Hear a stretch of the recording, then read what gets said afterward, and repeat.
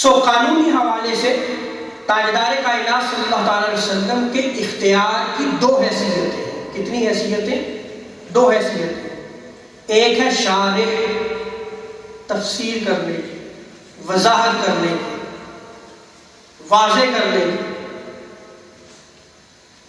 اسلام کے کسی بھی حکم و قانون کی تفصیل اور تشریح کا اختیار تاجدار کائنات صلی اللہ علیہ وسلم کو عطا فرمایا گیا۔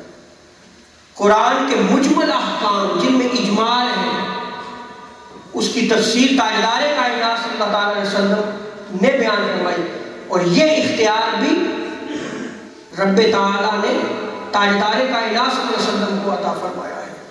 مشکل احکام کی وضاحت، اس کا اختیار بھی تاجدار کائنات صلی اللہ تعالی علیہ وسلم کو رب تعالیٰ نے عطا فرمایا ہے۔ جیسے سورہ النحل ورس 44 میں رب تعالیٰ ارشاد فرماتا ہے وَأَنزَلْنَا إِلَيْكَ الذِّكْرَ لِتُبَيِّنَ لِلنَّاسِ مَا نُزِّلَ إِلَيْهِمْ، کہ حبیب ہم نے اس ذکر کو آپ پہ نازل کیا ہے، ہم نے اس قرآن کو آپ پہ نازل کیا ہے، ہم نے اتارا ہے تاکہ آپ لوگوں پر واضح کریں، اس کی وضاحت کریں، اس کی تفسیر کریں، لوگوں کو بیان فرمائیں۔ آپ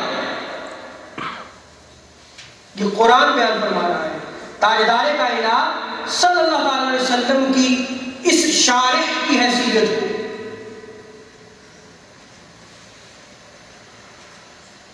وَلَعَلَّهُمْ يَتَفَكَّرُونَ، تاکہ جو ہے وہ فکر کرے۔ یہ تو تھا شارح کی حیثیت، یعنی کسی بھی حکم کی تفسیر کو بیان کرنا، وضاحت کرنا۔ اب تاجدار کائنات صلی اللہ علیہ وسلم کی قانونی حیثیت، لیجسلیشن کرنے کی حیثیت تاجدار کائنات صلی اللہ تعالی علیہ وسلم کو کیسے عطا کی۔ اور آج ایک طبقہ اس کا انکار کرتا ہے، اور بڑا آہستہ آہستہ جو ہے وہ اس کا انکار کر کے اس عقیدہ صحیحہ کا انکار کیا جا رہا ہے۔ اور ہماری نوجوان نسل وہ جو دین سیکھنے کا شوق تو رکھتے ہیں، لیکن دین سیکھتے سیکھتے وہ ذرائع اختیار کر رہے ہیں کہ وہ گمراہی کی طرف جا رہے ہیں۔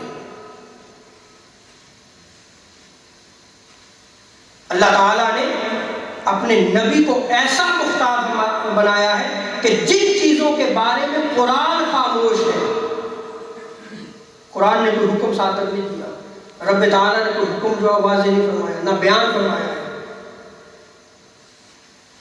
نہ رب تعالیٰ نے عطا فرمایا، ایسی چیزوں کے بارے میں آپ صلی اللہ تعالی علیہ وسلم کو حکم صادر کرنے کا اختیار رب تعالیٰ نے آپ کو عطا فرمایا۔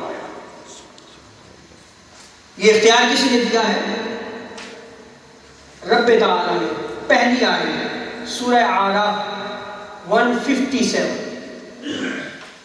رب تعالیٰ ارشاد فرماتا ہے یحل لہم الطیبات، کہ یہ وہ نبی ہے جو پاکیزہ چیزوں کو حلال قرار دیتے ہیں۔ اب دیکھیں کہ نبی کو منصب جو ہے رب تعالیٰ نے عطا فرمایا، وہ اگر کسی چیز کو حلال قرار دے دے تو وہ حلال ہے۔ وَيُحَرِّمُ عَلَيْهِمُ الْخَبَائِثَ، اور جو خبائث ہیں میرا حبیب صلی اللہ علیہ وسلم ان کو ان پر حرام قرار دیتا ہے۔ سو حلال اور حرام کے منصب کا اختیار بھی رب تعالیٰ